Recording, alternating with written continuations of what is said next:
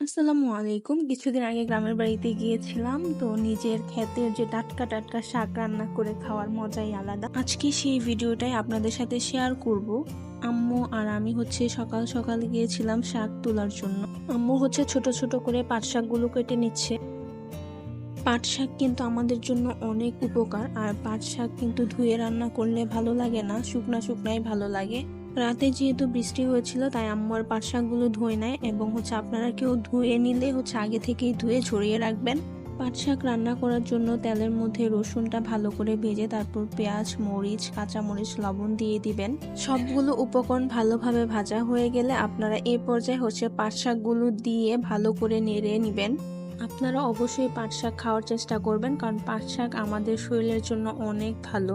এই তো আমার রান্না প্রায় শেষ পর্যায়ে ভালো করে ভেজে আমি উঠিয়ে নিয়েছি। তো আপনারা দেখতেই পাচ্ছেন কতটা লোভনীয় লাগছে শাক।